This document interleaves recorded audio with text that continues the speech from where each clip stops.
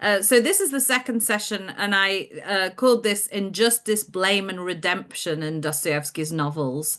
And so we're going to start with Natalie Alderton, who's an alumna of Pepperdine University and is talking to us now all the way from New Zealand. And her paper is entitled The Redemptive Gaze in Dostoevsky's The Brothers Karamazov. All right, I'm just gonna share my screen. Okay, can everybody see that okay? Yeah, okay, great. Okay, so, okay, my name is Natalie. I just recently graduated from Pepperdine, and I just wanted to start by saying thank you for the opportunity to present my research to the presenters, organizers, guests. It's cool to have a space like this to talk about Dostoevsky. Um, like mentioned, my paper is on the redemptive gaze in the Brothers Karamazov, and I wrote this paper in my last semester of Great Books. I was able to study the Brothers K with Dr. Paul Contino, and I wanted to thank him for sharing his wisdom and inspiring me to study this text further. Um, so I'll begin with some of my influences in the topic that I chose. I Dostoevsky's works are steeped in Christian theology, and the Brothers Karamazov directly grapples with some of the greatest challenges of the Christian faith. At the same time that I was reading the Brothers Karamazov nearly a year ago, I was attending a Bible study at my university that had a really profound influence on me. And one of the stories that we talked about is found in Luke 7, where Jesus is anointed by a sinful woman. And at the heart of this story, Jesus asks the question, "Do you see this woman?"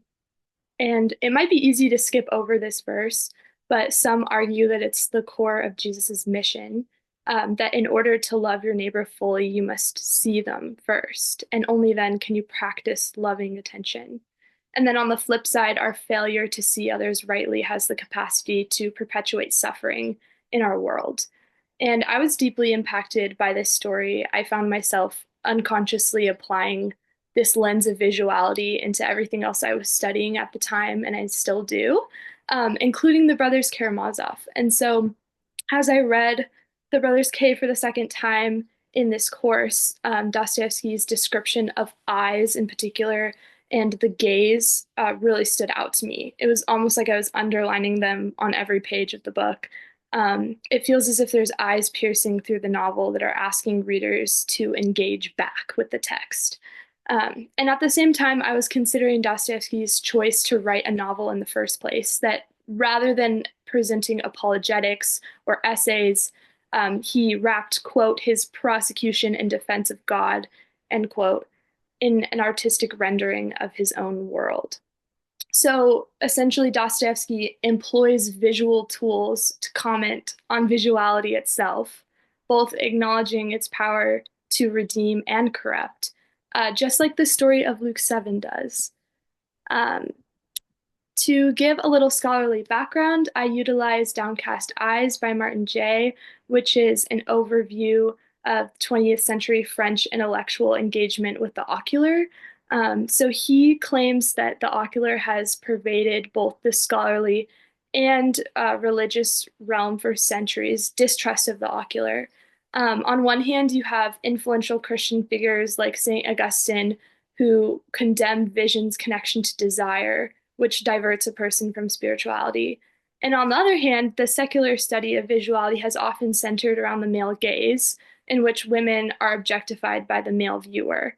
Um, and despite this general wariness of the ocular, you see it also has a capacity to bring forth goodness. So I utilized Simone Weil, who is also a 20th century French philosopher and mystic, and her commentary on the gaze. She claims that loving attention is a miracle that requires one to know how to look at a sufferer in a certain way, illustrating that while difficult to achieve, seeing someone rightly has the power to be a self denying gift that dignifies the unseen. And I found that these two theoretical approaches kind of battle in the unfolding plot of the brothers Karamazov, particularly when it comes to the character of Grushenka. I found myself particularly drawn to her as a woman myself. And I also noticed many parallels between her story and the story of the sinful woman in Luke 7, which I won't have time to go into today, but there's some interesting parallels there. Um, in the Brothers Karamazov, Grushenka embodies both the consequences of the patriarchal gaze and also the fruits of the redemptive gaze. And through her, Dostoevsky acknowledges the nuanced power of visuality. Grushenka is central to the conflict of the text between Fyodor and Dmitri, and she is observed almost entirely by warped and dehumanizing gazes.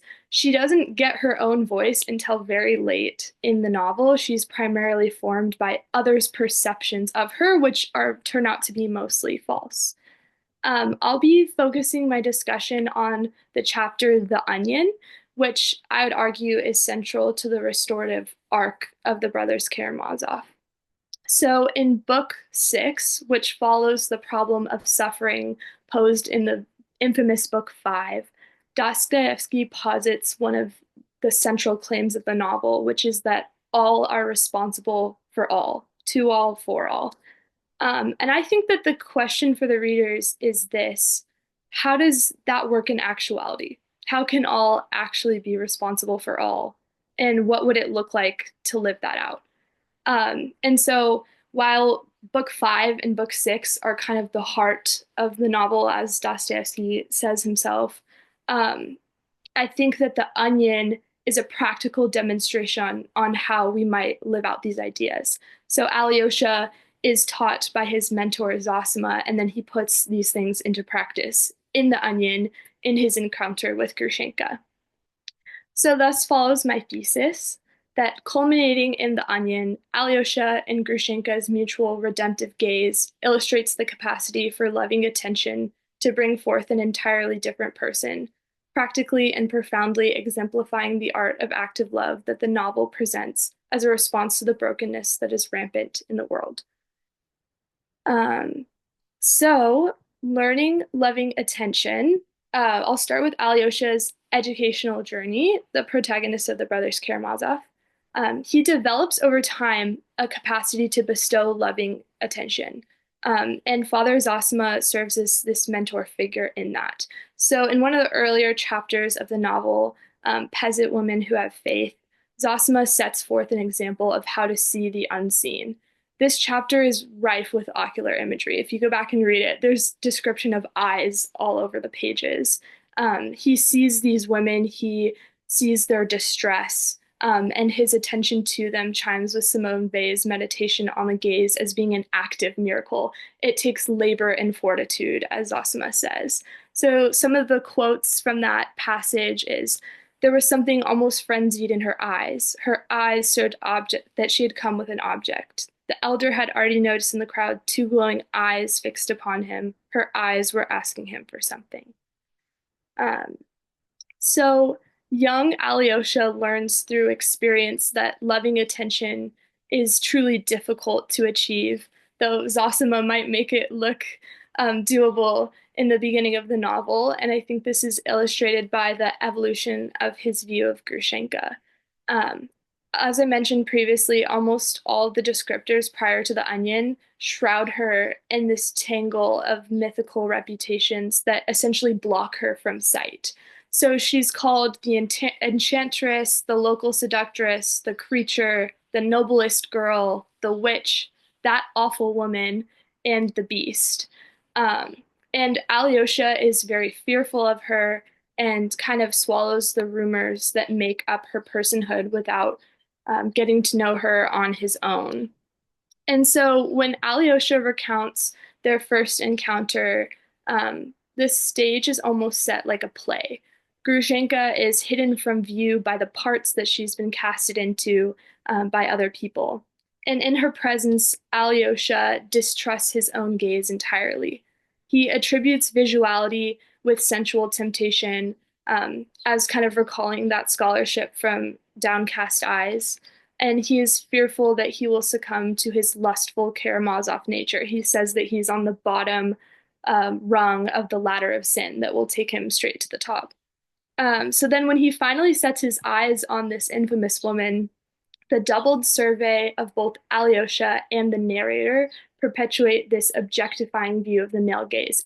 When you read the text, it almost creates this impression that Grushenka is on display. The narrator launches into an extended description of her appearance. And though he sees a childlike good nature and a light in her eyes that gladden the soul, he's overcome by her sensual appearance. And when Grushenka asks Alyosha to see her home, he turns away, wringing his hands. Critically, he looks away from her persona with downcast eyes. And it might seem like an aside in the text that Alyosha doesn't accompany Grushenka home, but I would argue that it's quite consequential to the rest of the novel, illustrating that fear of the gaze is not a sufficient response. Grushenka, because of his actions, is filled with spite, and she later confesses that she wanted to ruin Alyosha expressly because he turned away from her and dropped his gaze. Grushenka sees Alyosha as almost a representation of his own conscience, or her own conscience.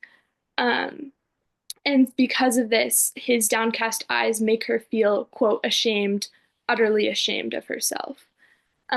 Like a mirror, Alyosha's perspective casts a reflection of Grushenka that she then lives into because she's treated as invisible by the one person that she believes could see good in her. And through Nedriv, which Edward Wasilek defines as a purposeful and pleasurable self-hurt, she blurs the line between self-created fiction and reality, and she essentially becomes the temptress that he sees her as. And so, if all are truly responsible for all, as Dostoevsky posits, Alyosha's downcast eyes are enough to generate this perpetuating cycle of malice that in turn affects the rest of the novel. Um, Grushenka's destruction directly impacts Katerina, Alyosha, and maybe most importantly, Dmitri and Fyodor, who are locked in this violent conflict that's fueled by her schemes. Um, and so it's this scornful and vengeful Grushenka that Alyosha turns to in his mutual craving for Nedriv in the prelude to their second encounter in the Onion. So Elder Zosima dies, and Alyosha agrees to see Grushenka, quote, out of a complex whirlwind of grief, anger, and self-laceration. He desires his own fall. He is at the time haunted by Ivan's stories in Rebellion and the Grand Inquisitor, and he's deeply exposed and vulnerable. However, the Onion plays out quite unexpectedly, made possible by the attentive gaze. So in The Onion, ocular imagery again is highly emphasized, and Alyosha and Grushenka immediately defy expectations when their eyes meet. Grushenka gazes at Alyosha in delight, and he is drawn to look back. Quote, his eyes involuntarily rested on her with attention, end quote. With grief as a guard from this temptation, this woman, quote, this dreadful woman had no terror for him now. This woman, dreaded above all women, only aroused a feeling of intensest and purest interest without a trace of fear, end quote. Grushenka too finds herself guarded by grief as she is again disappointed by the officer that she once loved. Alyosha's attention on her is like a ray of light, and she even calls for more candles, symbolically illuminating the spaces for their gazes to meet further. So as the light dawns, it's truly possible for the two to see each other. Accustomed to being reduced to an object, Grushenka is instantly disarmed by Alyosha's purely gentle gaze. She confesses to loving, quote, loving him with all her soul, and she repents from her previous folly. Alyosha then, quote, fixed a long, wondering look upon her, and a light seemed to dawn in his face, end quote. He's greatly moved by her sincerity. He suddenly addresses Rakitin, exclaiming, quote, you'd much better look at her. Do you see how she has pity on me? I came here to find a wicked soul. I felt drawn to evil because I was base and evil myself, and I found a true sister. I found a treasure, a loving heart. She had pity on me just now. Agrafena Alexandrovna, I am speaking of you. You raised my soul from the depths. End quote. Alyosha's heartfelt exclamation allows Grushenka to dissolve her carefully maintained appearances, and in the safety of his positive regard, she's able to reclaim her own story. So then we hear her life from her perspective for the first time. She talks about the way that she would shut herself away from others in the darkness and tear her heart on purpose. And no one in the world sees it, no one knows it. It only takes one kind of glance from Alyosha to share this unseen part of her heart, and the dark rumors about her all end up being false. And so Alyosha, inspired by her honesty, confesses his own intentions to seek Nadriv, and their mutual gaze makes way for vulnerability, proving to be this powerful lifting force that was only a possibility because one was first attentive to the other. And the impact of their shared onion, this brief yet eternal gaze, ripples through the rest of the novel. Once downcast and fearful, Alyosha's gaze is now lifted up. In the following chapter, his soul, quote, overflowing with rapture, leads him into the dark night. He suddenly throws himself down to the earth and kisses it, longing to, quote, forgive everyone and for everything, end quote. So after experiencing his dark night of the soul, he is exalted. Quote, he had fallen on the earth a weak youth, but rose up a resolute champion, end quote. Alyosha descends to be raised on high, and it is a trajectory that shapes the rest of the story. Leaving his encounter with Grushenka strengthened and refined, Alyosha goes on to encourage the 12 boys, who are much like Jesus' disciples, to embody joy and self-sacrifice in the midst of tragedy. Grushenka, in her own way, becomes a beacon of light for Dmitri after she finally recognizes her self-destructive Nadriv. Dmitri even refrains from committing suicide because of the hope that he finds in her lifting presence. So the strength of the redemptive gaze directly results in a kind of love that outweighs the darkness of the novel. It's an active love that transforms the world bit by bit. So, in conclusion, the gaze has long been imbued with a complexity that has led many to distrust its ability to bring forth goodness. I think Dostoevsky acknowledges that in the employment of the male gaze in the novel. And while Alyosha's eyes illustrate the dangers of the objectifying gaze, Vision's capacity to bestow dignity on a person has more transcendent implications. So while all being responsible for all feels like an impossibility to live out, I think Dostoevsky here illustrates the capacity of even a single glance to ripple out far beyond that single moment. For, quote, all is like an ocean, all is flowing and blending. A touch in one place sets up movement at the other end of the earth, end quote. So active love, which Dostoevsky describes throughout the novel, is both practical and essential. And if one doesn't know where to begin, Dostoevsky suggests that a single glance could set an eternity of salvation in motion. Okay, thank you. Thanks for that wonderful paper, Natalie. Okay, and our next paper will be by Emma Shobe from Brigham Young University, and her paper is entitled The Burden of Blame, Premarital Sex in Dostoevsky's Works. So please go for it. Well, sorry, I'm like a little bit sick, so if I keep clearing my throat, I'm really sorry. Yeah, no Um, problem. yeah, I am super excited to be here. This is my very first academic presentation, so I'm like a little nervous, but I think it'll be good. Um, can you guys hear me okay? I'm assuming so. Okay, cool. Yes, the title of my talk is The Burden of Blame, Premarital Sex in Dostoevsky's Works. Introduction. In 19th century Russia, premarital sex was expressly forbidden, and though the Russian Orthodox Church valued both male and female chastity, women were shouldered with the burden of blame. Interestingly, the woman engaging in premarital sex, usually in the form of prostitution, was one of Dostoevsky's favorite character archetypes, prevalent in his major works like Crime and Punishment, The Brothers Karamazov, as well as his short stories and novellas like Notes from Underground. However, instead of reinforcing this blame on women, he takes a more subversive approach, absolving his female characters of blame by either placing the blame on external factors like family or financial situation, or by presenting them as paradigms of spiritual innocence. Historical context.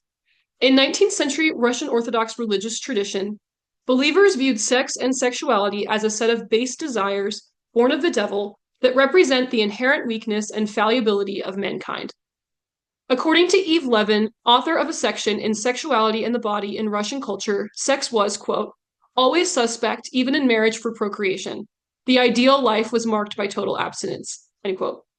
Even though all sex was objectionable, it was semi-permissible within marriage as God, quote, granted dispensation to human beings to marry, quote, so that they could channel the sexual impulses to which they were all too susceptible, close quote. Igor Kohn, in the work Sex in Russian Society, corroborates this view, stating that chastity, virginity, and renunciation of sex, even in marriage, were looked upon as something sacred. However, deviations were thought to be both legitimate and permissible only in marriage for the sake of reproduction. However, this standard of chastity was applied differently to men and women. Barbara Alpern Engel, author of Peasant Morality and Premarital Relations in late 19th century Russia, maintains that, quote, when others learned that a couple was engaging in premarital intercourse, only the woman became subject to ritual shaming, and she was far the more likely to have her chances at marriage severely reduced, end quote. For example, men might be forced by the peasant court to pay damages, but women would be avoided by all respectable young people, including former girlfriends who feared guilt by association.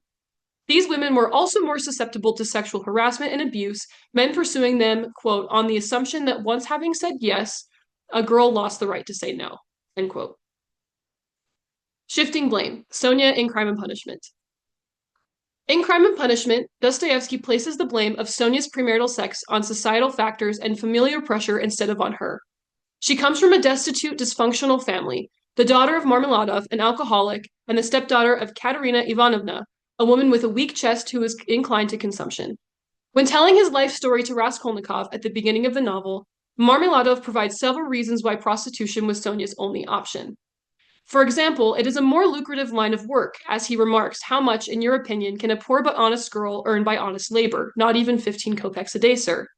This statement reflects societal conditions as a motivator for Sonia's prostitution, as there is a decided lack of jobs that pay a livable wage. In other words, she was not choosing prostitution despite the existence of better paying so-called honest jobs. Prostitution was going to provide her with the best opportunity to support her family. Sonia also suffers from familial pressure to prostitute herself. First, she is the only capable provider in her family, as Marmeladov is unable to hold down a steady job due to his alcoholism, and Katerina Ivanovna is too busy taking care of Sonia's half-siblings. Also, Katerina Ivanovna verbally abuses Sonia, calling her a good-for-nothing who eats and drinks and uses up warmth. Sonia's response to this verbal abuse is, quote, must I really go and do such a thing, end quote, implying that Katerina Ivanovna's verbal abuse includes pressuring her into a more lucrative profession like prostitution. Even though this section is mostly focused on shifting blame, Dostoevsky's portrayal of Sonia's behavior post-sex only solidifies her lack of blame. Instead of depicting her as a typical fallen woman or femme fatale, taking pleasure in an act of depravity, Dostoevsky takes pity on her. Her body language paints a haunting picture of a traumatized girl driven to extreme solutions by circumstances outside of her control, covering her head and face with a big green flannel shawl, and laying down on her bed face to the wall, her whole body trembling.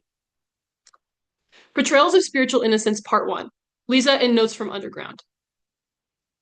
Like Sonia, Lisa is a prostitute. The underground man encounters her at a brothel, and when questioned by him about her chosen profession, she sardonically remarks, quote, others are glad to sell their daughters rather than give them in marriage honestly, end quote, implying that her family sold her for monetary gain. However, her situation is different from Sonia's. She could, the narrator implies, leave the brothel if she so chose, whereas Sonia had no other options left. Choosing to continue in an immoral profession, and therefore choosing to repeatedly commit sin, would imply that she assumes most, if not all, of the blame in this situation. However, she occupies a place of spiritual innocence in the narrative, proving that this is not the case. Before getting into the rest of this section, I would first like to define the term spiritually innocent. Spiritually innocent, as used in this presentation, refers to a character who is uncorrupted by worldly values like lust or greed, and therefore emulates Christ either intentionally or unintentionally. So how does Dostoevsky portray her as spiritually innocent? In this novel, Dostoevsky cautions against the danger of extreme rationality, as extreme rationality causes people to commit cruel actions. Dostoevsky uses the underground man as a conduit for this idea of extreme rationality, as apparent by the underground man's decision to provide Lisa with a speech about the moral reprehensibility of prostitution. As he gives this speech, he remarks, quote, "Although I may degrade and dirty myself, I am no one's slave. I can shake it all off and be a different man. But consider the fact that you're a slave right from the start," indicating that because she is a prostitute and a woman, she inherently shoulders more of the blame for this premarital sexual encounter than he does. Because he lives in a society where the blame for premarital sex falls squarely on the woman, his decision to blame her for her circumstances is quite rational, if cruel. Lisa, however, is the conduit through which Dostoevsky expresses the inverse idea, that compassion is a fundamental human need, even if irrational. Irrational compassion is also a Christ-like attribute, as seen, for example, when he harbors no ill will toward those who crucify him, stating, quote, "Forgive them, for they know not what they do," unquote. In chapter 9 of Notes from Underground, the underground man admits that the motivation behind his speech was not to save Lisa from prostitution, but rather to exert power over her. Quote, "I needed your tears, your humiliation, your hysterics, that's what I needed then," end quote. Though she is saddened by this realization, she chooses to observe him sympathetically, quote, throwing her arms around his neck and bursting into tears, end quote. This show of compassion is not rational. She has every reason to show him cruelty. He disparages her profession and manipulates her, and yet she still chooses to show kindness. If Dostoevsky wanted to portray Lisa as a femme fatale or fallen woman, if he was blaming her for her circumstances, he would not have used her to articulate his critique on rationality. He also would not have presented her as the only character in the novel to emulate Christ. Betrayals of Spiritual Innocence, Part 2. Lizaveta and the Brothers Karamazov. Similar to Lisa's association with spiritual innocence, Dostoevsky characterizes Lizaveta as a holy fool to absolve her of blame. Sergei Ivanov, in Holy Fools in Byzantium and Beyond, defines a holy fool as someone who, quote, voluntarily takes upon himself the mask of insanity in order that he may thereby conceal his own perfection from the world and hence avoid the vanity of worldly praise, end quote. Holy fools, according to this definition, fall under the umbrella of spiritual innocence, as they embody the Christ-like values of meekness and humility. Holy fools often exhibit behavior that ranges from odd to outright socially unacceptable, such as talking in riddles or walking around naked, but are believed to be clairvoyants, prophets, or among the most revered types of saint. Lizaveta, or Stinking Lizaveta as she's more affectionately known, fits the holy fool criteria, exhibiting a variety of inappropriate and unconventional behaviors. For example, quote, "She went barefoot and only wore a hempen shift. Her hair was always dirty with earth and mud and had little leaves, splinters, and shaving stuck to it because she always slept on the ground and in the mud," end quote. And she always removed the proper clothes that the well-meaning townspeople tried to give her. Aside from her holy fool associations, she's also characterized by an experience with premarital sex. On a bright and warm September night, she is raped by several tipsy men and falls pregnant, supposedly by Fyodor Pavlovich. Grigory, Fyodor Pavlovich's master, shifts the blame onto her, stating that, quote, "she herself is to blame, the low creature," end quote. However, the townspeople don't share his view on the situation, as, quote, "the whole affair and all of this gossip not only did not turn people's sympathy away from the poor holy fool, but everyone began looking after her and protecting her all the more," end quote. They even go so far as to refer to her as God's orphan child, and her child is born of the devil's son and a righteous woman, suggesting that she has some sort of connection with the divine. By virtue of being perceived as a holy fool or a spiritually innocent individual, she is inherently innocent in this circumstance. Conclusions. From these case studies, two distinct conclusions emerge. First, to be a good Christian is to emulate Christ. Sonia embodies the Christ-like value of self-sacrifice on behalf of others, as she accepted the potential consequence of social shunning to help her family financially. Through Sonia's encounter with premarital sex, Dostoevsky asks this question: is a traditionally agreed upon sin still a sin if done with altruistic intent? In Lizaveta's case, the townspeople emulate Christ by choosing not to place the blame on her for her premarital sexual encounter. This episode harkens back to the story of the woman taken in adultery, where Christ chooses to show mercy over inflicting a socially acceptable punishment. Through her irrational show of compassion to the underground man, Lisa also emulates Christ, as compassion is a central Christ-like value. Second, spiritual innocence is always corrupted in the fallen mortal world. In Crime and Punishment, Sonia is characterized as a meek, generous young girl with a devout relationship with God, a spiritually innocent individual, and through forced prostitution, a necessity to provide for her family's temporal needs, she is corrupted. Lizaveta, as a holy fool, is as innocent as a mortal person can be, and yet she is still corrupted by her rape, which is fueled by worldly lustful desires. And Lisa, a deeply compassionate individual, is also corrupted through her experiences with prostitution.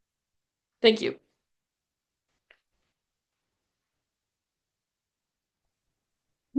Thanks, Emma. That was great. Very impressive first presentation.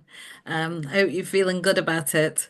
Okay, and our third paper is by Aidan Ward from the New School, and the paper is entitled Illegitimacy, Immaturity, and Intellectual Injustice: The Plight of Innocence in Dostoevsky's Late Novels.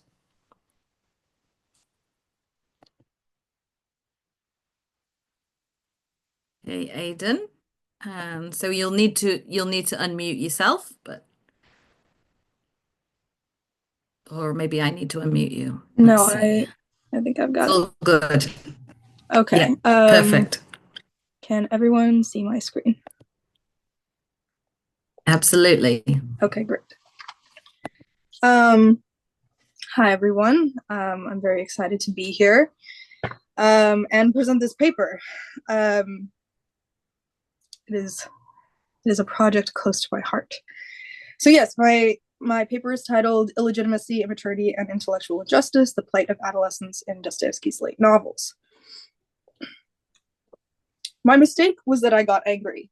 So says Arkady Dolgoruki, the 21-year-old narrator of Dostoevsky's penultimate novel, The Adolescent. Many of us who are in or not far from late adolescence, which roughly falls between 18 and 21 years of age, may relate to this. To be an adolescent is to be perpetually exasperated, disillusioned, and perhaps even enraged. To be an adolescent in the university is to intensify these feelings even further. Late adolescence lurks in the periphery of Dostoevsky's novels The Idiot, Demons, and The Brothers Karamazov, and is made primary in The Adolescent. I'm interested in exploring its significance, specifically in the context of political discourse, as portrayed through Ippolit Terentiev of The Idiot, Miss Virginsky and the High School Boy of Demons, Arkady Dolgoruki of The Adolescent, and Varvara Snegoryov of The Brothers Karamazov. These individuals share two things in common: intense dissatisfaction with their current situations and utter determination to create change. I would like to propose that the way in which their shared motivation is situated in these texts is key, for in each case it precludes or coincides with a pivotal scene in the plot. The intersection of adolescent intellectualism with major political conversations is thus essential to understanding the broader implications in the presence of these peripheral characters. I would first like to consider the linguistic elements of adolescence. Richard Peviar touches upon this topic in his introduction to The Adolescent, where he describes the word stupid as, quote, the perfect adolescent word, unquote, and notes that it lies at the forefront of Arkady Dolgoruki's vocabulary. The constant, almost habitual judgments that Arkady bestows upon everything that crosses his path convey, in Peviar's words, quote, a sense of the world and the person being born at the same time, unquote. Indeed, Arkady's obsession with stupidity dictates the standard to which he holds himself and the world. I would even go so far as to say that he acknowledges his own actions as stupid in a way that is almost a parody of how God acknowledges his creations as good in Genesis. This hypercritical use of language extends beyond the character of Arkady and is a defining feature in Dostoevsky's portrayal of adolescence. The unsophisticated adolescent lexicon is first and most strongly established in the character of Ippolit Terentiev. He's described as being, quote, a very young man, about 17 or perhaps 18, with an intelligent and constantly irritated expression upon his face, unquote. From the first words Ippolit utters, his own name in a shrieked self-introduction, the spoken word is expelled violently and suddenly from his mouth. This persists throughout his myriad appearances in The Idiot. Ippolit's vocalization of language is exemplary and its representation of how dialogue functions for these young intellectuals. His legacy of adolescent utterance lives on in Demons through the character of Miss Virginsky. Throughout the scene in which she appears, it is rare that she utters anything longer than a couple of sentences, and when she speaks, her words are often described by the narrator as ripped out or shouted. So I ask, how does her emotionally charged mode of speech function in the context of this meeting? And what does the presence of a second adolescent, the, quote, very hot-headed and disheveled, unquote, high school boy, contribute? Lynn Ellen Petit's theory of provocation and the provocateur in Dostoevsky's fiction can provide at least a partial answer. Petit aims to use her definition of the provocateur to, quote, recognize provocation as the bedrock of Dostoevsky's artistic method and to sharpen Bakhtin's hazy concept of dialogue, unquote. For Petit, the provocateur is someone for whom provocation is part of a larger, often political strategy, and who embraces the role as part of their identity. From this analysis, further questions arise. What role does adolescence play in provocation, particularly in these moments of political discourse? And is an adolescent inherently a provocateur, merely based on their developing and often fluctuating relationship with society? Here I return to Demons and the scene at Brzezinski's. For a bit of context, the narrator of Demons notes that all but 3 of the guests present in the scene are men, among which is the 5-some curated by Pyotr Verkovensky. This special group of 5 is on edge, having already been disappointed in their expectation of extraordinary miracles by Verkovensky. The overall environment is full of anticipation and discontentment, which, combined with the meeting's ominous political atmosphere, creates the ideal setting for provocation. Here, the 2 students occupy an interesting space, both in relation to the adults and each other. From the outset, they attack one another with vicious criticisms. Is it provocation? Petit claims provocation is that which is intended, quote, to challenge, to destabilize, to move into the world, often undercover, surreptitiously, with the objective of moving the world so that it aligns with the provocateur's worldview, unquote.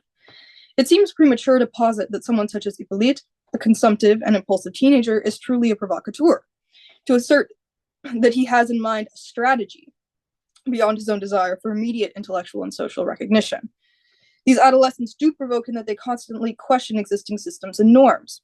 Ms. Brzezinski, for example, has with her several hundred lithographed copies of an appeal that she intends to distribute in university towns with the plan to, quote, share the suffering lot of the poor students and arouse them to protest, unquote.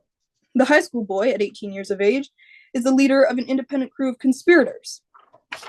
However, based on Petit's definition, these characters lack the nuance, the finesse, to surreptitiously manipulate those whom they challenge and to do so with a macro strategy in mind.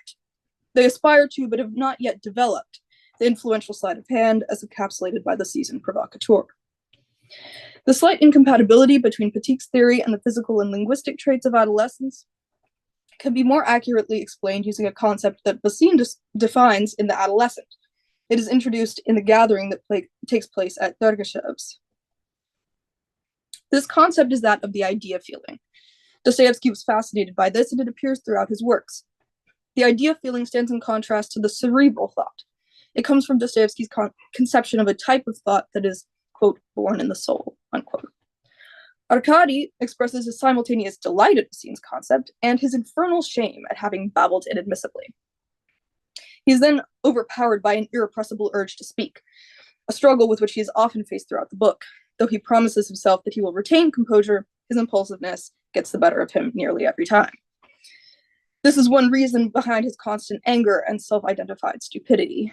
It is interesting to consider Arkady's painful self-awareness of his inability to control these outbursts, for we are not made privy to the internal thoughts of the other novels' adolescents to the same extent. The idea feeling, however, explains the agitated and sudden nature of their utterances, and its effect appears clearly in The Idiot through Hippolyte. He, more than anyone else, demonstrates the extreme and unrelenting nature of the adolescent intellectual. This can be seen in the most climactic scene in which he appears, which is that preceding and involving his failed suicide attempt. The gathering which gives rise to this series of events is for the purpose of celebrating Prince Mishkin's birthday. It should be a happy occasion. However, Hippolyte ultimately undermines the event and centers not only himself, but an absurdly long article in which he details his journey to the conviction that he must take his own life. Having tuberculosis, this 18-year-old will only ever reach adolescence. Unlike the other young characters, he has little future to fight for. It therefore seems that in this anticipatory scene, the essence of adolescence is somehow distilled in him and the way he delivers his article. The style of writing, for instance, is awkward and disjointed, mirroring the way that he speaks. He also interrupts his own reading and, blushing terribly, says that the interruption was, quote, a stupid episode in which I was unable to behave myself, unquote. His article concludes thus, quote, finally, there is temptation. Nature has so greatly limited my activity by her 3-week sentence that suicide may be the only thing I still have time to begin and end of my own will. So maybe I want to use my last opportunity of doing something. A protest is sometimes no small matter," unquote. No small matter indeed. Yet Hippolyte's article is met with noise and vexation, as well as widely and outwardly expressed skepticism from those present about whether or not he will actually shoot himself. His conviction is equally devastating and hilarious. The intensity of it is genuine. That is clear from the passion and persistence with which he, despite his terrible cough and constant self-judgments, presents his work. Why, though, if he wants to be taken seriously, would he announce his intent to kill himself at a birthday party, of all places? And why with such verbosity and superfluous details? Well, this temptation, this protest against his own fate, is precisely born in his soul. It exists so strongly within him that he, like Arkady, is overcome with that irrepressible urge to speak and simply cannot help bearing all. Examples of the idea feeling also appear in Demons. Although the high school boy's presence, for instance, is understated compared to the outspoken Miss Virginsky, he's also politically aware and just as easily riled. He speaks long-windedly and, as a result, is interrupted by Miss Virginsky when he attempts to make a point on prejudice and name day celebrations. He then complains that Miss Virginsky and Irina Prokofnara, who has also criticized him, do not respect him, and that his inability to finish his thoughts is, quote, not from having no thoughts, but rather from an excess of thoughts, unquote. This is a less obvious example of the way that the idea of feeling manifests in adolescence. As with Arkady and Hippolyte, the high school boy is unable to concisely and coherently articulate the contents of his mind. Thus, the idea of feeling is essential to understanding the way that the high school boy and the other adolescents of these novels process and communicate their ideas. I've begun to touch on the internal turmoil of these characters. I'm now going to turn to the essential topics of setting and environment. In Problems of Dostoevsky's Poetics, Mikhail Bakhtin identifies the place of the scandal scene in Dostoevsky's works as the drawing room, which he claims takes on the function of the carnival square or public square. How is this related to the subject of adolescence? Well, in all 4 of these novels, the adolescent intellectual has their moment of outburst in a living room or drawing room. The public square is neutral territory, according to Bakhtin, a place of, quote, free and familiar contact among people, unquote. It is the idea of environment for provocation and the expression of idea feelings, which allows for the adolescent intellectual to make their case, be heard, and prove themselves with ultimate passion and conviction. Bakhtin also claims the carnivalization of dialogue that is present in Dostoevsky's later writing began with Crime and Punishment, in which, quote, everything is shown in a moment of unfinalized transition, unquote. He relates this to the essential presence of physical transitional spaces, such as staircase landings, and claims that action in Dostoevsky's novels is, quote, permeated with the living sensation of threshold, unquote. These scenes that we've been looking at are instances of essential social threshold in the anticipatory moments leading up to thematically and theoretically significant scenes in the novels. Each is heavily influenced by these teenagers due to the intensity of their contributions. Most significant is Miss Virginsky's role in the gathering at her brother's house. As the meeting begins, she jumps up and announces her intent to speak about the student injustice in which she's so invested. Her brother-in-law, Shigalyov, then stands and requests the floor, which Virginsky grants him. Miss Virginsky is completely disregarded in favor of the older and more highly valued man. Notably, this is not the case in The Idiot or The Adolescent, for Hippolyte and Arkady are both granted the floor, despite the snickers and heckling that accompany their respective outbursts. Bakhtin states that Dostoevsky, quote, concentrates action in 2 points only, on the threshold, in doorways, entranceways, on staircases, in corridors, and so forth, where the crisis and the turning point occur, or on the public square, whose substitute is usually the drawing room, the hall, the dining room, where the catastrophe, the scandal take place, unquote. The environment of intangible, emotional, and intellectual transition that occurs in the above examples shows that, in addition to Bakhtin's analysis of threshold as it relates to physicality and activity, adolescence itself is inherently a place of threshold. It encapsulates the strenuous mental and physical shift that occurs in the transition from childhood to adulthood, as well as the struggle to garner respect from influential adults. These themes of language and setting are exemplified in the brothers Karamazov through the figure of Ilyusha's sister, Varvara Nikolaevna. She is seemingly insignificant. However, like Miss Virginsky and the high school boy, she is, aside from Alyosha, the sole voice of late adolescent intellectualism in the Brothers Karamazov. Joe Andrew makes the claim in Aspects of Dostoevsky, Art, Ethics, and Faith that Varvara is presented as an entirely negative character. He is correct to a degree, for the narrator does appear to view her general lack of manners disparagingly. However, I find it essential to consider the specifics of the interactions between Varvara and the others in the room, for they reveal a great deal about her as a still developing individual whose pride is wounded by the actions of her father. Similarly to Miss Virginsky, Varvara does not speak calmly or with reason, but that is not to say that her remarks are unjustified. Her familial situation is tragic. She copes with this by lashing out, for she's far more intellectually and politically motivated than the rest of her family and feels trapped in her family's misfortune. Varvara's disdain both for her father's clowning and Alyosha's desire to repair the damage caused by Mitya is communicated through her language. This is especially evident when she addresses her father, calling him a buffoon and criticizing his stupid antics. These insults are extremely similar in tone to Miss Virginsky's exclamation of nincompoop in response to her uncle. In Varvara's case, however, the intent is less of an attempted provocation of her father and more of a reaction to the shame that she feels. It can almost be read as an honest plea, veiled by the familiar combination of adolescent indignation and rage. In spite of Captain Sneguryov's antics, he seems to genuinely sympathize with his daughter's situation. Following Varvara's outraged shouting, he says to Alyosha, quote, "And this one who is now stamping her little foot and has just denounced me as a clown, she too is God's angel in the flesh, sir, and rightly calls me names," unquote. Shown here is rare support from a parent, even if there is little that Sneguryov can actually do to alleviate her shame. Varvara is mentioned only twice more in the novel. The first is in the following chapter, and in The Fresh Air, where Captain Sneguryov tells Alyosha that she had given her family all 16 rubles she had earned over the summer teaching lessons, leaving herself with no money with which to support her return to Petersburg.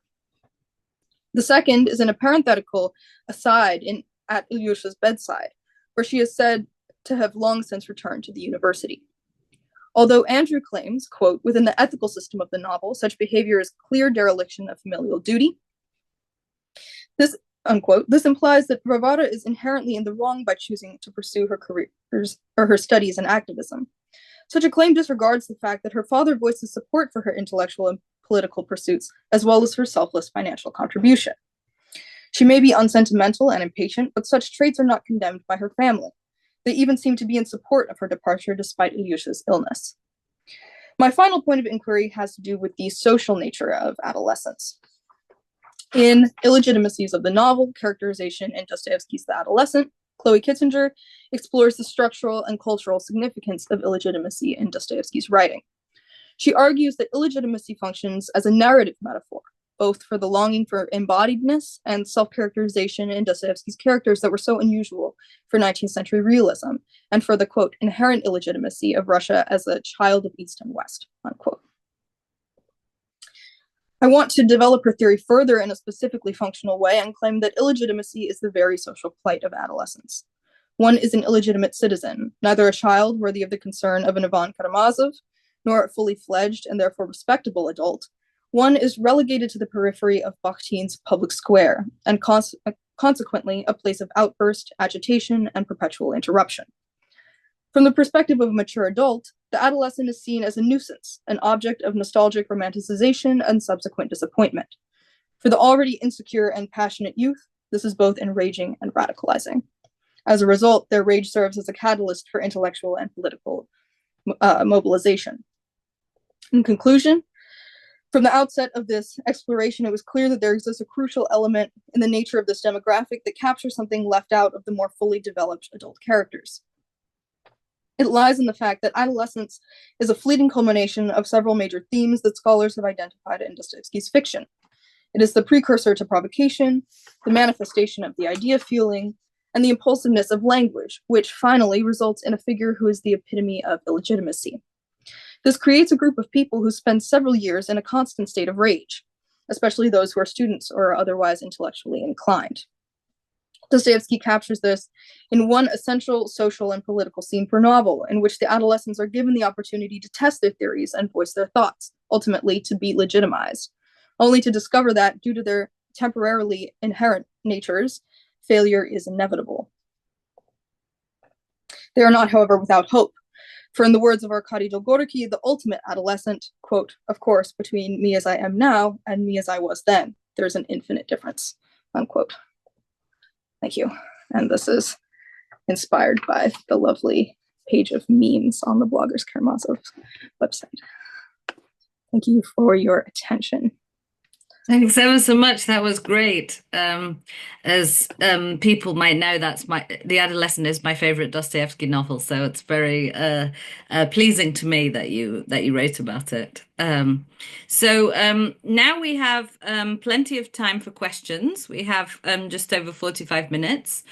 So I certainly have some questions, but since I'm chairing the panel, I will first who has questions, please to ask them. So if you're one of the co-hosts, and there are almost everybody in this meeting is a co-host, you should be able to ask the question yourself. If you're not a co-host and you're currently muted and don't have your video, and you have a question, you can also just write it in the chat, or you can write something in the chat saying you'd like to ask a question, and I can make it possible for you to do so. So please go ahead and ask questions.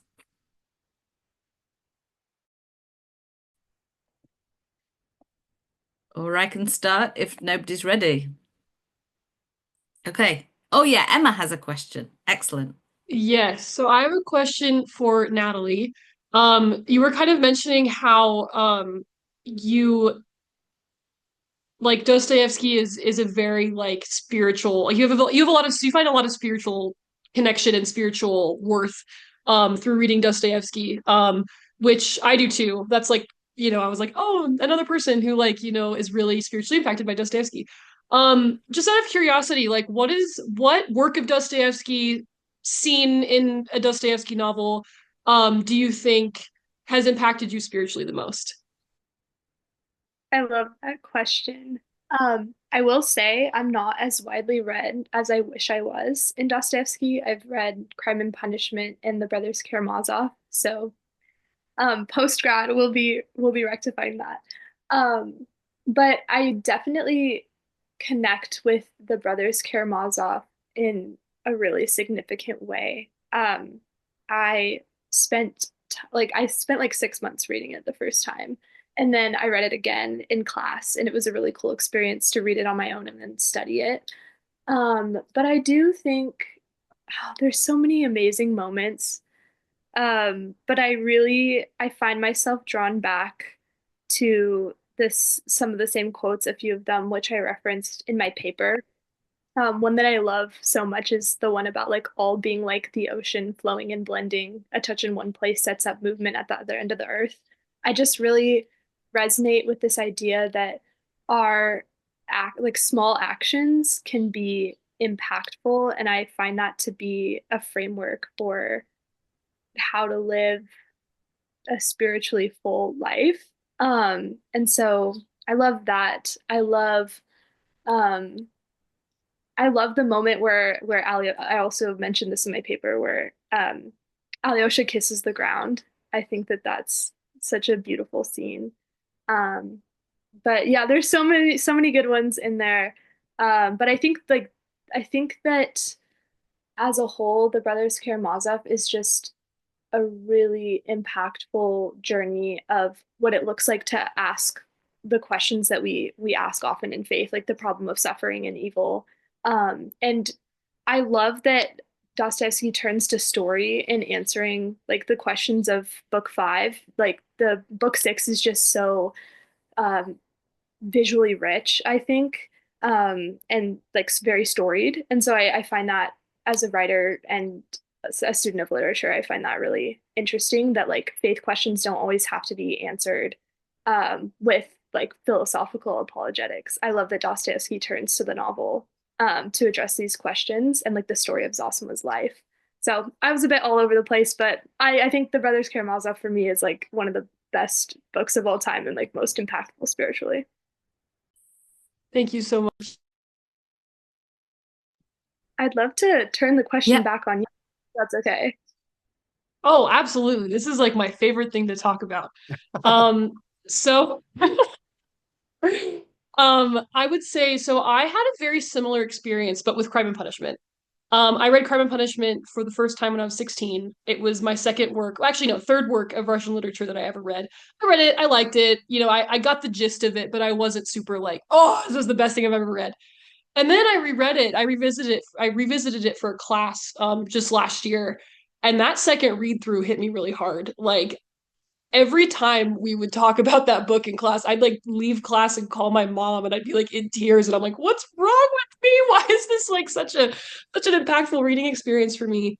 And I would say that the character of Sonia, she is probably one of my very favorite characters in all of literature, period, end of sentence.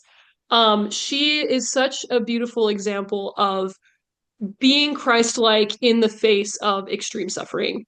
Even though she lives in like she's like, in like living in these really terrible, horrible circumstances. Like she has no social mobility. She's super poor. She's a woman in this society where like even, which is like makes it exponentially harder for her.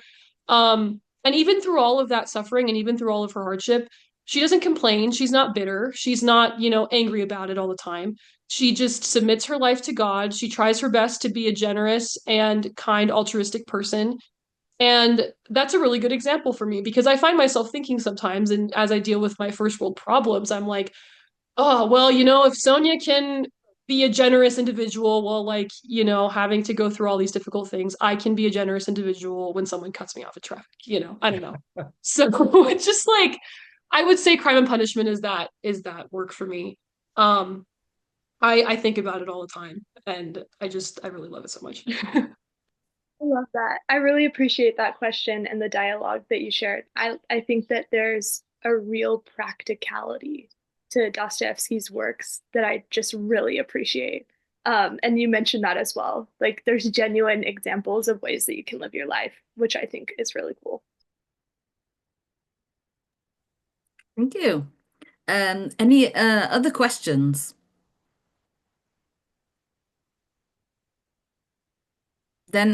Oh yeah, Paul. Well, okay. And then we'll get to yours. Yeah. And I think Oscar and I are the only men here.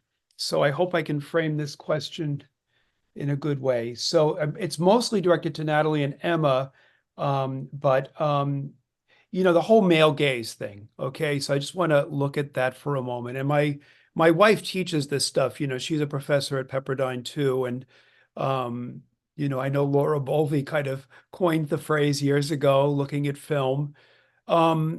There is a way of looking naturally that is objectifying, even violently objectifying. To quote the New Testament again, the first letter of John says, perfect love casts out fear. And when Alyosha looks at Grushenka,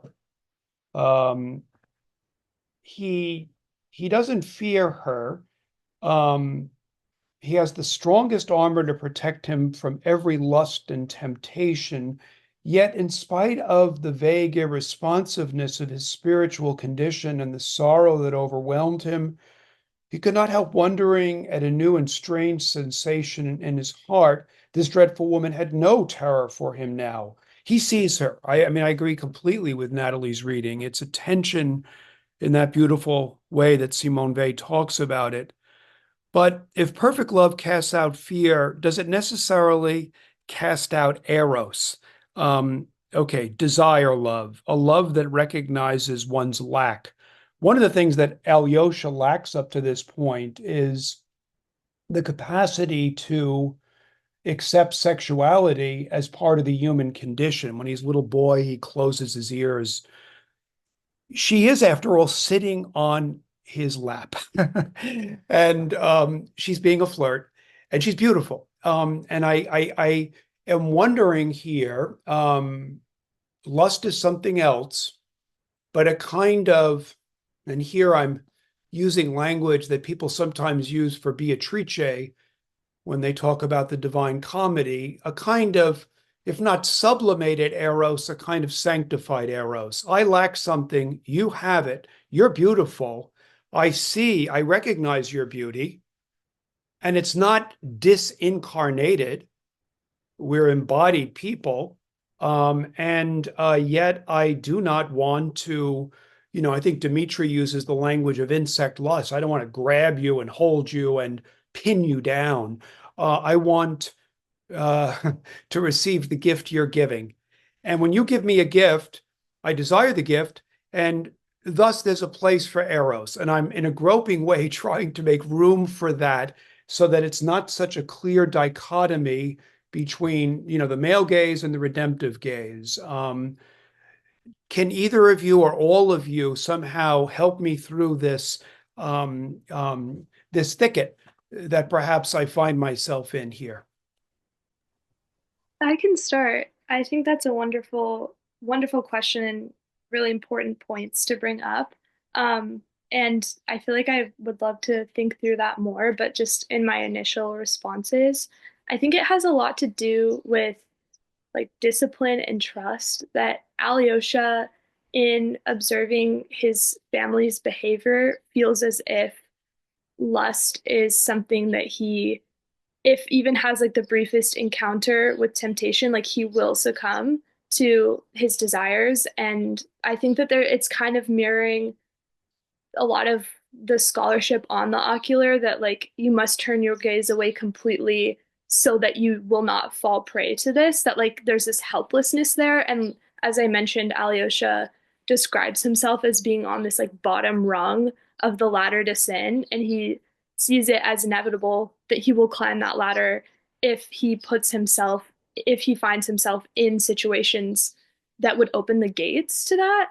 And so what I find interesting about this passage is like it's Alyosha learning that he can encounter these situations. Like as you mentioned, Grushenka is sitting on his lap. Like she is putting him in a position of temptation in ways that he hasn't experienced. And yet he recognizes that he has the capacity to not engage in behaviors that like he doesn't deem responsible or what he wants to be doing. Like Alyosha gains this kind of control over himself and like this ability to recognize that like there can exist appreciation for beauty, and it doesn't mean that he is just going straight up the ladder.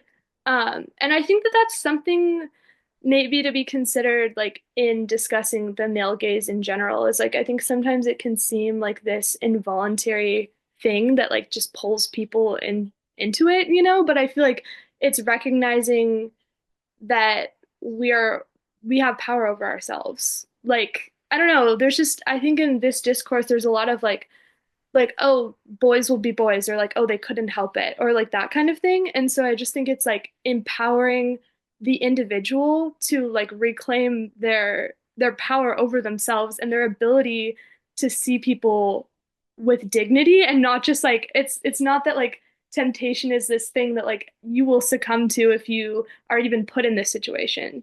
So I don't know, I feel like there's so much more to think through and say, but that's like my initial response on that. Very helpful. Thank you. I also have like some thoughts. They're like a little bit disjointed, but I'm going to try and put them together. I would say that you kind of talk about the tension between like romantic love and like sexual attraction, kind of, and like how do those two things fit together? Are they different? Are they found together? I think that at least in my conception of love and my very limited experience with that, those sexual attraction is part of that. But I think that in Dostoevsky, influenced by that like Russian Orthodox tradition that I was talking about, where sex is like very like no sex, like there's kind of like this desexing of romantic love. And so I think that in that moment, I think that he I think that and just throughout the Brothers K and in that relationship, I think that there's this distinct separation between like romantic love, which is like not sexual in any way, and then sexual attraction. Like those are two separate things. And I think that in relation to the male gaze, I think that viewing a woman sexually is not necessarily like it's not always the male gaze. I think that the male gaze is viewing a woman sexually and nothing else. Like that's it. That's the only thing that you see. But in romantic love, you can see somebody sexually, but not only sexually. And I think that also part of what makes this moment between Alyosha and Grushenka a like a portrayal of more romantic love is that he kind of acknowledges the sexual attraction and he acknowledges the situation that he's in, but he chooses not to act. Like Natalie was saying, just kind of he exhibits that level of restraint, which I think is characteristic of romantic love. I don't know if any of that made sense or helped answer your question. Complete sense. And actually, thanks to both of you. I'm reminded again, I think Kate and Kat, you can relate to this, how much we learned from our undergraduate students. Thank you. I do have one more quick comment that I thought of on that as well, because it talks about grief being a guard for his heart. Like it enables him to engage in the situation the way he does. And I think about how people talk about grief being love persevering, that grief is in itself a form of love. And I'd have to think about this more, but like an initial thought that just came to my mind is maybe this shows Alyosha that love can take complex forms, that like love can be grief, that like lust isn't, it's not like desire or lust is separated from love. I don't know, maybe there's like a enhanced complexity in the way that he is beginning to view love, and that enables him to like add more factors into it, like sadness, like heartbreak, like attraction. I don't know. I also have a contribution to this. And I kind of want to place this scene between Alyosha and Grushenka in conversation with the scene between Katerina Ivanovna and Grushenka, because I see parallels between them, and yet this sort of like that's not the male gaze, that's the female gaze, and they're directing it at each other, and yet it's not redemptive. It's not redemptive until the end. It's not redemptive until, if I'm not mistaken, after Mitya's trial. So where does that, there's I love the scene between Katya and Grushenka. It's almost homoerotic. It's not redemptive. It's catty. They're declaring their love for each other, and then all of a sudden they're mortal enemies. Like so much happens within like 3 pages of the novel. So I think it's more a question than it is an answer, but I think it's interesting to place this female gaze kind of in conversation with the male gaze, redemptive gaze binary. Like where does that fit into it? Yeah, I mean, it just seems that in that scene, I agree with you completely, Aidan. They're both using sexuality as a weapon, in a violent kind of way. Yeah, as a power struggle. Thank you so much. I just want to say that I love that scene. It cracks me up so much. Yeah, I'm going to take the opportunity now to ask a question to Aidan, or to sort of ask a couple of questions / make a couple of comments. So that was a great paper, and I think that this theme of adolescence is incredibly important. And you, I think, rightfully make the connection between kind of individual adolescence and the sort of trope of adolescence in a kind of historical, philosophical way as well. So there's a couple of trains of thought that I had as you were giving your paper. So one is you used the term liminal, and the association of adolescence with liminality goes back to the very beginning of the first use of the term liminal, which comes from anthropological thought. And so in fact, it was coined by an anthropologist, Arnold von Gennep, and he worked in various different societies and was studying coming of age rituals. So the idea of kind of the ways in which a certain kind of rituals for different societies function in order to help precisely with this moment between childhood and adulthood. What's interesting, of course, is that in many modern societies, we have no rituals associated with coming of age. What's also interesting is that the spatial in anthropological thought, liminality is often associated with the spatial, and of course, spatial liminality is so important everywhere in Dostoevsky's works, and certainly the Bakhtinian thought that you quoted from as well shows just how important space is there associated with adolescence. And so there's, I think, a kind of these anthropological writers were writing also about kind of the problems in modernity with kind of a crisis in sort of symbolic representations and rituals of the sort that allow us to kind of cross over important milestones, right? And so I think that too, that thinking about the idea of liminality more broadly might be something like might be a good direction for you to go in. And then I also thought about Freud, and especially the family romance, and the idea of kind of the fantasy of illegitimacy, right? The idea that children go through, in fact, a stage where they, in fact, fantasize about having a richer, more successful father in particular, right? Sort of being, in fact, illegitimate, and so therefore kind of escaping the sort of parental yoke. And while we might not want to fully accept, right, Freud, and especially in the context of Dostoevsky, he's often very controversial. But nonetheless, what's interesting about that is that there's a kind of freeing effect that comes with illegitimacy, right?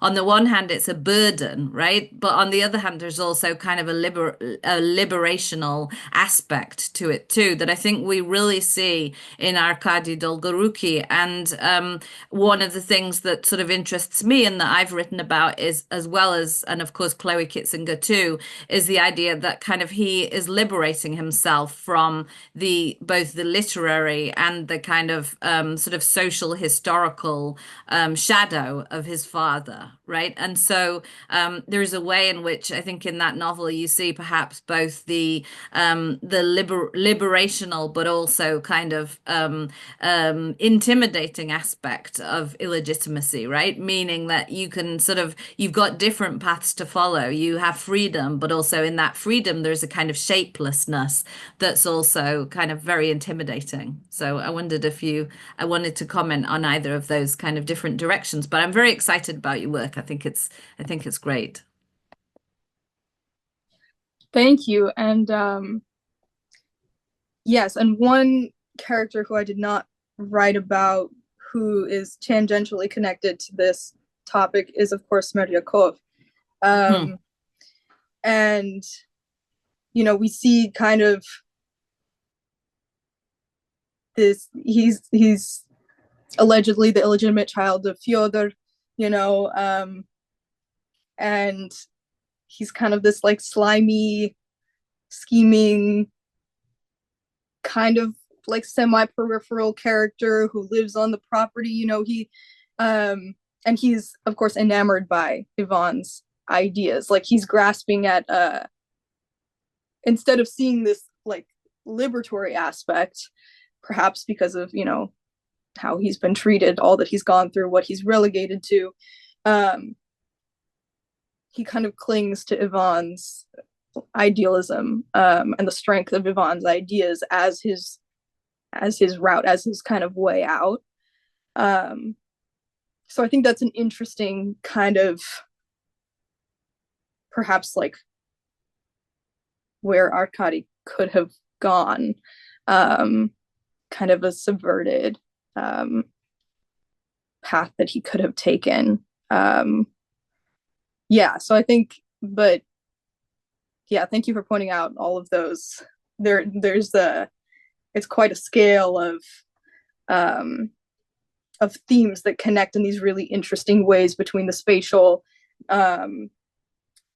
like age and where one's positioned socially in terms of age, and then like birth and birthright, and, you know, who you're claimed by and what you claim as your own. It's like combined in these very interesting peripheral characters. So thank you. Yeah, and I think that the fact that you kind of chose Varvara Snigaryova as a focus in the Brothers Karamazov is really interesting. I had to kind of just try to remember who she was, right? Because she really doesn't play a very significant role. And we think about childhood in that novel, right? And Kolya Krasotkin, in a way, would come first to mind. But you're right, he doesn't really quite fall into that age definition that you gave. No, and he tries to be an adult. Like he wants to be recognized by Alyosha as an adult, even though he's like, whatever it is, 2 weeks short of 14, or and another thing I was going to say is I'm furthering my research to explain why Alyosha does not fit into this category, because in terms of age he does. In terms of function, he very much does not. No. And he has, he's kind of placed in this curious position because of his father, because of the path that he's chosen, his mentorship under Father Zosima. And he kind of takes, even though he's not illegitimate literally, he kind of takes his odd positioning as the youngest child and finds the kind of liberating aspects of that, of having a very problematic father, by choosing another father figure. And so I think that's a very interesting example of another way, that like Smeryakov could have done something like that, and does pretty much the exact opposite. But I'm very interested in Alyosha kind of as the antithesis to this theme, and I think a lot of it has to do with the choices that he makes and the way that he does not try to place himself as the hero. He is placed as the hero. And why is he placed as the hero? As this young, inexperienced, like he's made fun of for being a virgin, like all of these, like he's uncool, but everyone loves him, and he's pure, and he's fascinating. So that's kind of where I'm going with this, as an explanation. And I wondered also about whether the Yepenchin daughters would also fit at all, whether Aglaya in particular might be considered in this regard. And I see that your professor just joined us, so I'll see if he wants to also ask anything or be part of the discussion. But tell us about the Yepenchins. Well, I don't know. I think I'd have to do a little more close reading to kind of figure out where they'd fit in, but that would also be very interesting. The more that I kind of dig into this topic, the richer it becomes. There's also this very interesting peripheral character, and I'm not remembering his name, in the Brothers Karamazov, but he's related to Grushenka in some way. I believe right after Mitya has allegedly killed Fyodor. Rakitin. No, it's not Rakitin. He's not Kalganov.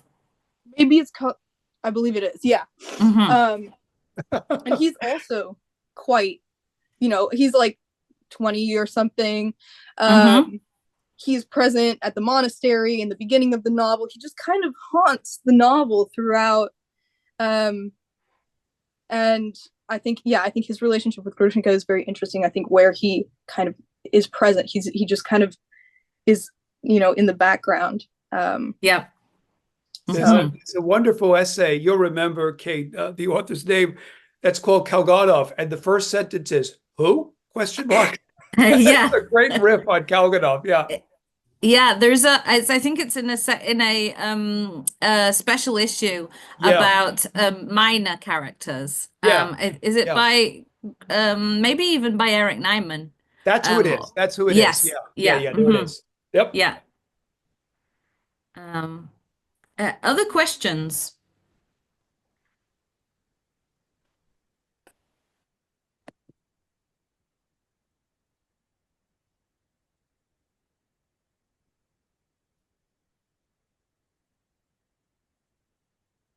Hi. Well, sorry that I joined at the very end of this. I had some technical issues, and also some scheduling issues. But I feel like I joined in at the right moment because we're talking about Kolganov, Uh-huh. Perfect. who's really one of my favorite little minor characters. And of course, that's the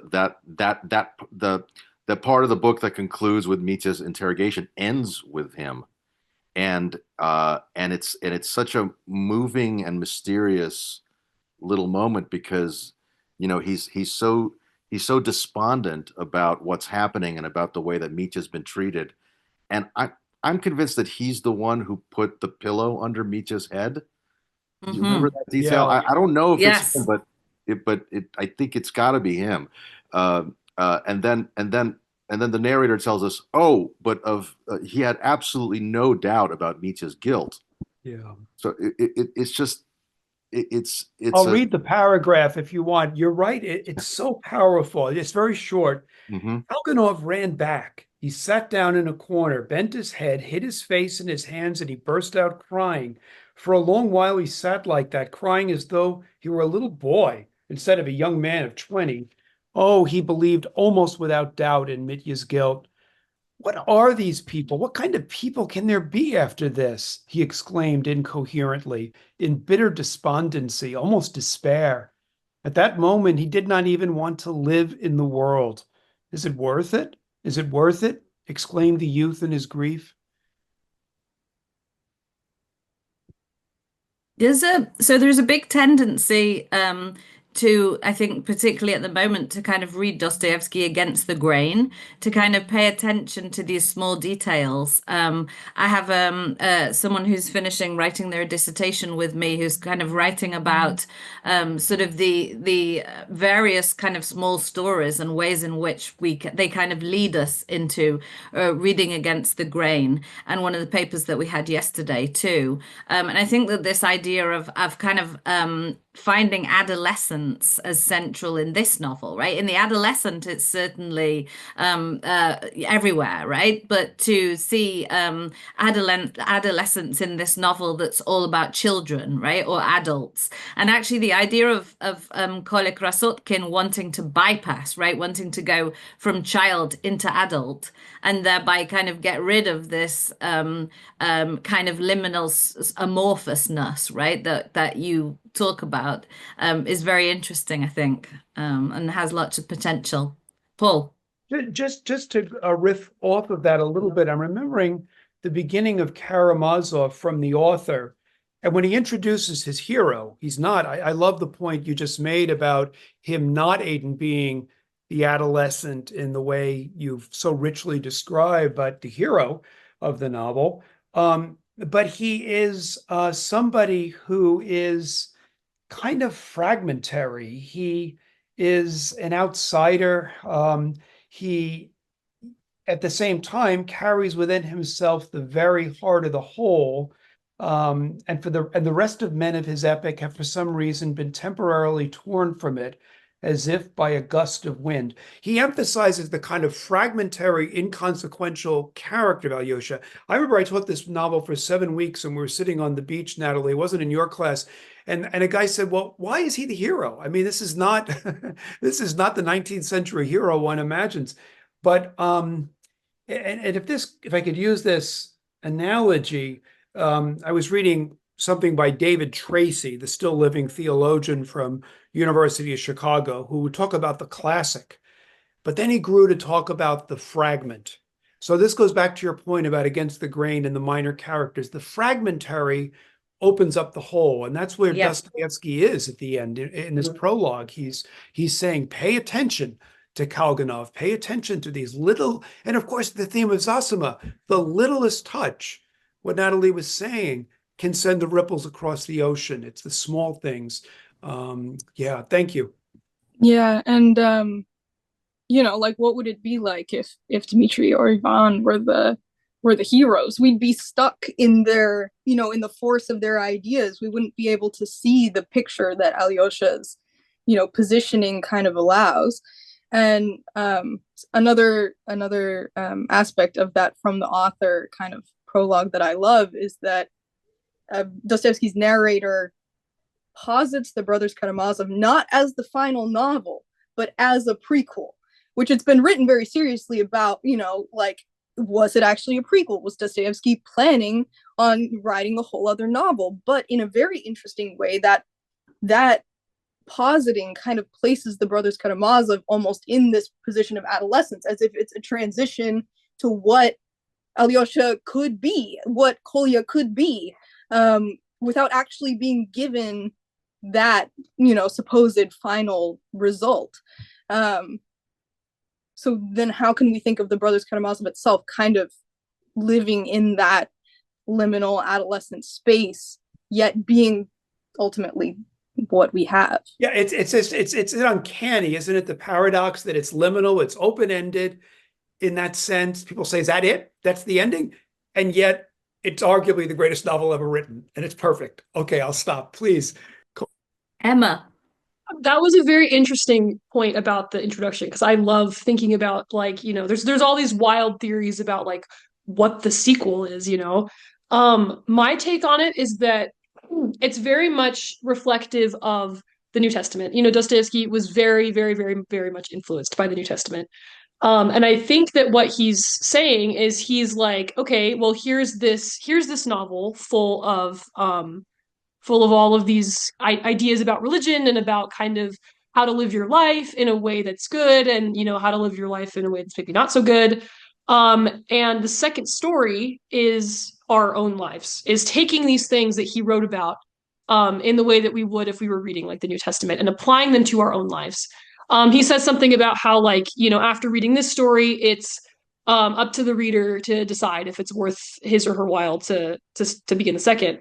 And I think that idea of the brothers K being in this state of adolescence is interesting when applied to that interpretation of the prequel idea, because it kind of situates us as like being in a perpetual state of adolescence, in a perpetual state of learning, of growing. And it's very much reflective of what Dostoevsky thought about Christianity. I did another section of this paper that I presented today that I didn't include in the presentation because it would have been really long, about Dostoevsky's Christianity and kind of what he thought about Christianity. And one of the things that he really wanted to do was kind of restore traditional Christianity, which kind of situates human beings as like divine beings in embryo. And so kind of his ideas about human beings being divine beings in embryo, we haven't quite reached our full potential. Like we're in a perpetual state of adolescence as people, is a really interesting thought and a really interesting way to kind of look at the human condition. Thank you very much. Anybody else got anything that they'd like to add? Any other questions? Any other comments? I just want to say I'm 66, and I'm glad to be reminded that I'm still an adolescent. Embryo.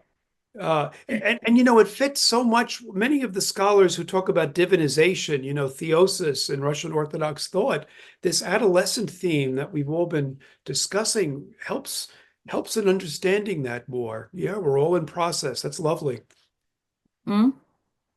Yeah, and I think that the word padrostak is also more suggestive than the word adolescent, right? That the sort of idea of growth, but also of kind of that growth being sort of partial, right, there as well is important. I just wanted to also as a kind of reminder, we're recording this, and we recorded the session that we had yesterday. And yesterday we also spent a long time talking about the Brothers Karamazov, and there was a kind of a rather provocative paper that was given yesterday about Zosima as a kind of Russian socialist, right? As a sort of arguing it. This is she gave the paper I think a year or two ago at ACES, so you may have heard it then. But that's another interesting take that if you have time to, when you're looking at the video on the North American Dostoevsky Society YouTube channel,